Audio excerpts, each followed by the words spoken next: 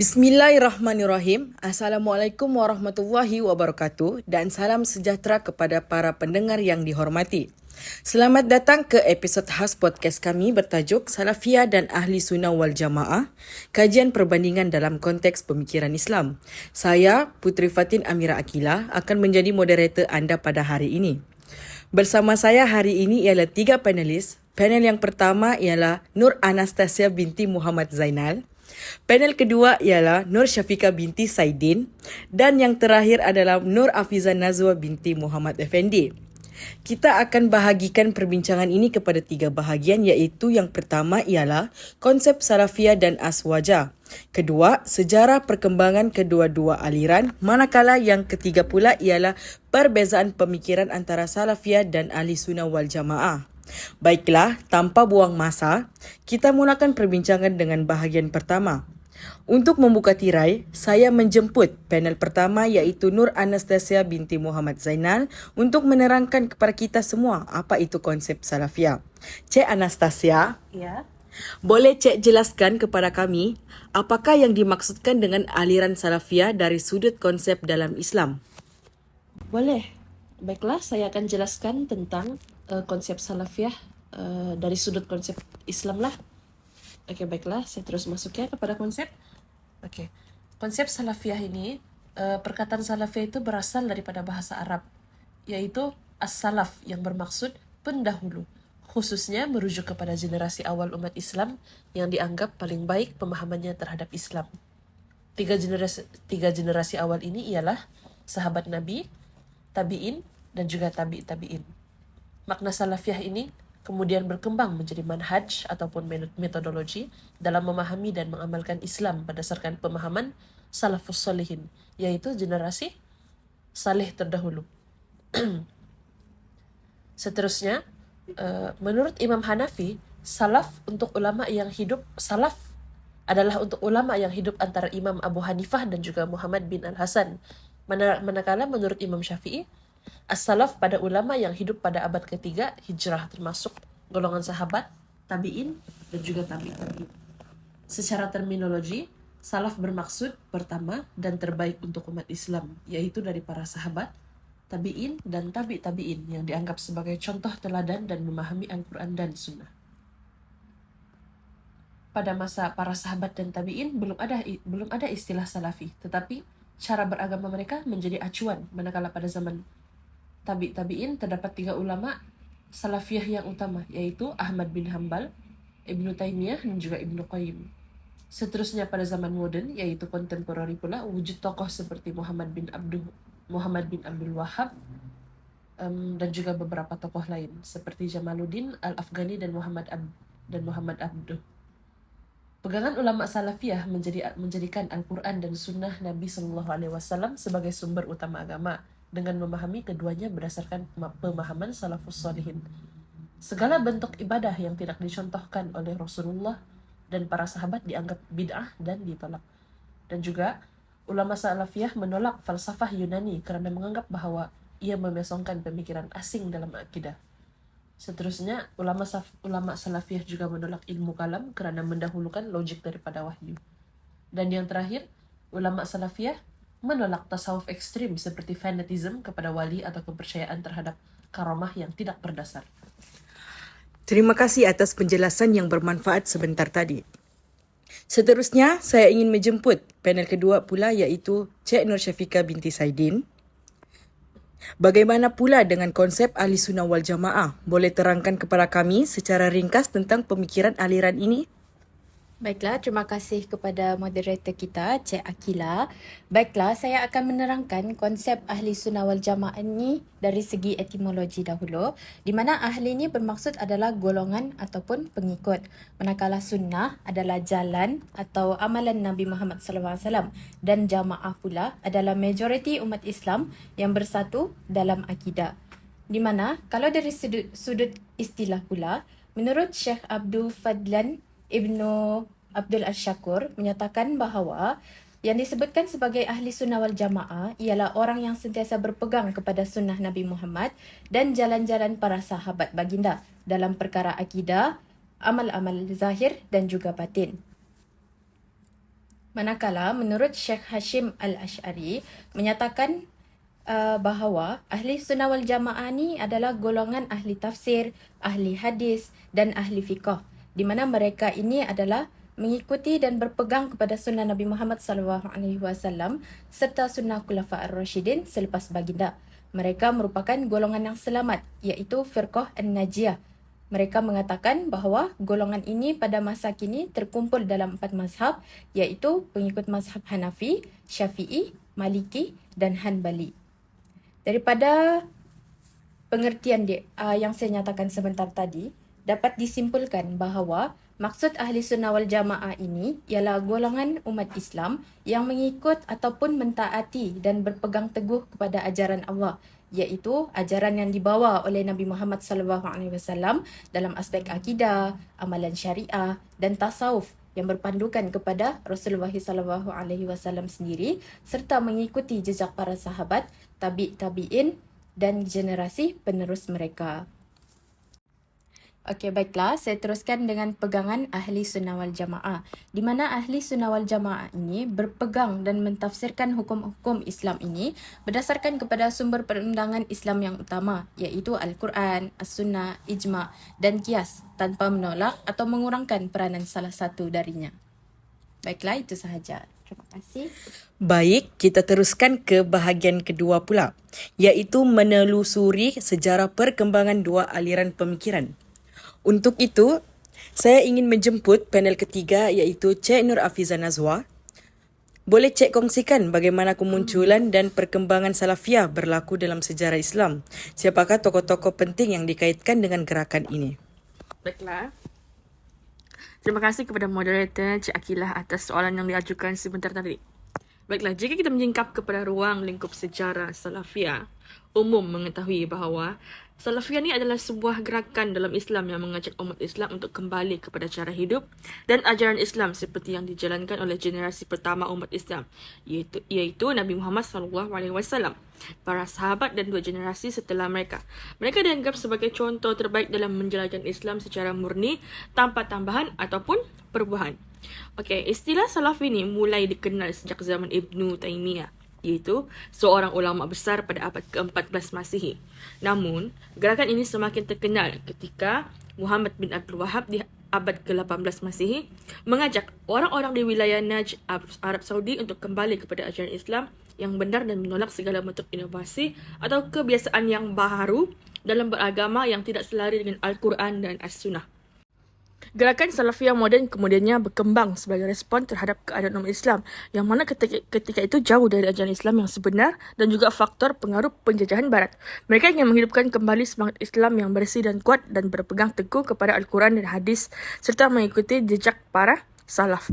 Selain itu, tokoh-tokoh seperti Ahmad Ibnu Hanbal dan juga sangat berperanan dalam membentuk pemahaman Salafiyah dengan menolak ajaran-ajaran yang dianggap menyimpang dan menegaskan pentingnya mengikuti ajaran Nabi dan para sahabat. Secara kesimpulannya, Salafiyah adalah gerakan yang mengajak umat Islam untuk hidup sesuai dengan ajaran Islam yang asli, seperti yang dicontohkan oleh Nabi Muhammad dan generasi awal umat Islam dengan menolak segala sesuatu yang baru dan tidak sesuai dengan ajaran tersebut. Sekian, terima kasih. Terima kasih atas perkongsian sebentar tadi Cik Afizah. Dan seterusnya, panel kedua iaitu Cik Syafiqah. Ya, saya. Bagaimana pula dengan sejarah perkembangan Ahli Sunnah wal Jamaah? Mungkin Cik boleh terangkan lagi kepada kami secara lebih terperinci? Baiklah, akar perkembangan Ahli Sunnah wal Jamaah sebagai aliran ataupun fahaman keagamaan dapat dikesan daripada fenomena kemunculannya pelbagai firqah. Firqah ini adalah golongan dalam kalangan umat Islam sendirilah pada zaman Khulafa ar-Rasyidin. Kelahiran firqah-firqah ini bermula daripada latar belakang politik selepas kewafatan Nabi Muhammad SAW, di mana pada ketika itu konflik politik semakin memuncak ketika Ali menggantikan Uthman yang terbunuh dalam siri pemberontakan, di mana Saidina Muawiyah merupakan saudara kepada Saidina Uthman menuduh Saidina Ali sebagai pemberontak dan menyatakan bahawa beliau bertanggungjawab atas kematian Saidina Uthman. Dengan motif yang sama, Aisyah juga turut menentang bekas penyokong Ali. Akhirnya, berlakulah Perang Jamal antara Ali dan Aisyah yang menyebabkan Zubair dan Tolha gugur di medan perang. Sementara itu, pertikaian antara Ali dan Muawiyah berlanjutan kepada Perang Siffin yang berakhir dengan pelaksanaan tahkim. Sebahagian daripada penyokong Ali yang kecewa dengan tahkim tersebut menyatakan mereka keluar daripada barisan Ali dan juga tidak berpihak kepada Muawiyah, lalu membentuk satu kumpulan baru yang radikal dikenali sebagai Khawarij. Di mana golongan Khawarij ini beranggapan bahawa baik Ali maupun Muawiyah telah melanggar hukum Allah Subhanahu Wa Taala dengan melaksanakan tahkim. Menurut mereka, pelanggaran terhadap hukum Tuhan adalah dosa besar dan termasuk perbuatan kufur. Dalam perkembangan selanjutnya, muncullah golongan Murji'ah yang tidak sependapat dengan mereka. Mereka menyatakan bahawa pihak-pihak yang bertelaga itu tetap dianggap sebagai mukmin, manakala soal siapa yang benar atau salah diserahkan sahaja kepada Allah Subhanahu Wa Taala dan menunggu keputusan dari Allah.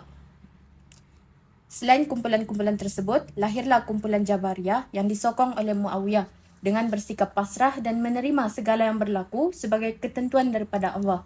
Sebagai reaksi kepada Jabariyah ini, lahir lagi kumpulan Qadariyah yang berkeyakinan bahawa segala perbuatan manusia adalah atas kehendak manusia itu sendiri tanpa campur tangan Tuhan. Daripada kumpulan Qadariyah ini pula, kemudian muncullah kumpulan Mu'tazilah yang mengutamakan pendekatan rasional untuk menyelesaikan persoalan teologi. Mereka lebih mengutamakan akal daripada nas. Dengan kemunculan beberapa kumpulan yang menyimpang daripada ajaran Islam tersebut, fahaman Ahli Sunnah wal Jamaah mula muncul sebagai fahaman yang tetap berpegang kepada ajaran yang telah diajarkan oleh Nabi Muhammad SAW dan para generasi selepasnya. Hal ini seiring dengan hadis Nabi Muhammad SAW yang bermaksud daripada Muawiyah bin Abi Sufyan bahawa Rasulullah SAW bersabda, sesungguhnya orang-orang sebelum kamu dan pengikut ahli kitab terpecah menjadi 72 golongan dan umat ini akan terpecah menjadi 73 golongan. 72 golongan akan masuk neraka dan satu golongan yang akan masuk syurga, iaitu golongan Al-Jamaah. Menurut penjelasan para ulama, golongan yang dimaksudkan sebagai satu-satunya kumpulan yang akan terselamat iaitu Firqah An-Najiyah dalam hadis itu adalah Ahli Sunnah wal Jamaah, iaitu mereka yang mengikuti ajaran Nabi Muhammad SAW serta para sahabat secara konsisten dalam akidah, ibadah dan juga manhaj. Dengan sekian banyak aliran dalam Islam, hanya terdapat dua golongan sahaja yang mengaku sebagai Ahli Sunnah wal Jamaah. Golongan yang pertama ialah pengikut mazhab Al-Ash'ari dan Maturidi, di mana Imam Ash'ari dan Imam Maturidi juga merupakan antara tokoh penting di dalam Ahli Sunnah wal Jamaah ini. Manakala golongan kedua adalah pengikut pemikiran Syekh Ibn Taymiyah Al-Harrani, yang mana pada masa itu lebih dikenali sebagai Salafi Wahabi. Kedua-dua ini sering bersaing dari sudut teologi, namun kebanyakan umat Islam cenderung mengiktiraf pengikut Ash'ari dan juga Al-Maturidi sebagai wakil sebenar Ahli Sunnah wal Jamaah kerana mereka dianggap paling setia kepada ajaran Nabi Muhammad SAW dan para sahabat. Sekian itu sahaja.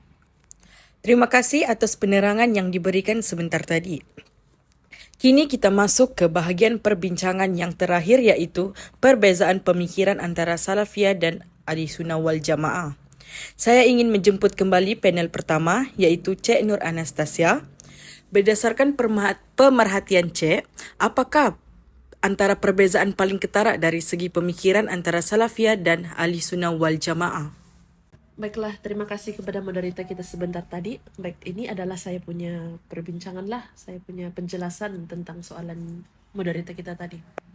Baiklah, di sini saya akan membincangkan tentang satu isu penting yang menjadi perbezaan antara ulama Salafiyah dan juga Ahli Sunnah wal Jamaah. Terutamanya dalam tradisi Asy'ariyah dan juga Maturidiyah, yang berkenan dengan sifat-sifat Allah, khususnya takwil ataupun pentafsiran ayat-ayat mutasyabihat yang menyebut sifat-sifat zahir bagi Allah seperti tangan, wajah, bersemayam di atas arash dan sebagainya. Baiklah, pertama sekali, pendekatan Salafiyah, khususnya Salafi kontemporari, golongan Salafiyah ini berpegang teguh kepada pendekatan tasbit Tasbit adalah menetapkan lafaz dan makna zahir sifat-sifat Allah sebagaimana yang disebut dalam Al-Quran dan juga As-Sunnah, tanpa menyamakan dengan makhluk lain yang juga dipanggil sebagai tamsil, dan tanpa membayangkan bagaimana bentuknya yang juga dipanggil sebagai tahkif. Mereka menolak amalan takwil karena berpendapat ia membuka ruang untuk mengubah maksud sebenar nas-nas wahyu. Sebagai contoh, dalam ayat Yadullahi fawqa aydihim yang bermaksud tangan Allah di atas tangan mereka, golongan salafiyah menetapkan bahwa Allah mempunyai tangan tetapi ia tidak sama dengan tangan makhluk. Berikut yang saya jelaskan sebentar tadi itu adalah daripada golongan salafiyah lah. Seterusnya saya akan menjelaskan bahagian golongan ahli sunnah wal jamaah. Baiklah, golongan ahli sunnah wal jamaah khususnya aliran Asy'ariyah dan Maturidiyah menekankan pendekatan takwil atau tafwid dalam memahami ayat-ayat mutasyabihat. Mereka menganggap bahwa lafaz-lafaz zahir seperti tangan dan juga bersemayam, jika difahami secara literal, boleh membawa kepada fahaman tashbih, yaitu menyamakan Allah dengan makhluk. Maka, ayat seperti Yadullah ditakwil sebagai kekuasaan ataupun nikmat, manakala istawa alal arsh, yang bermaksud bersemayam di atas arash, ditakwil sebagai menguasai arash. Sekiranya takwil tidak dilakukan, mereka lebih cenderung kepada tafwid, yaitu yang membawa maksud menyerahkan makna sebenar kepada Allah tanpa membincangkan bentuk atau maksudnya secara terperinci. Oleh itu boleh disimpulkan daripada sini, perbezaan ini dia berpunca daripada kaedah memahami nas-nas mutasyabihat. Ulama salafiyah ni dia lebih cenderung kepada pendekatan literal tanpa penyerupaan, sementara ahli sunnah wal jamaah pula dalam aliran Asy'ariyah dan Maturidiyah khususnya menggunakan pendekatan takwil ataupun tafwid demi menjaga kesucian tauhid daripada unsur tashbih, yaitu penyerupaan Allah dengan makhluk. Sekian itu sahaja daripada saya serahkan kembali kepada moderator kita. Okey, terima kasih atas perkongsian sebentar tadi. Dan akhir sekali, panel ketiga, Cik Afiza.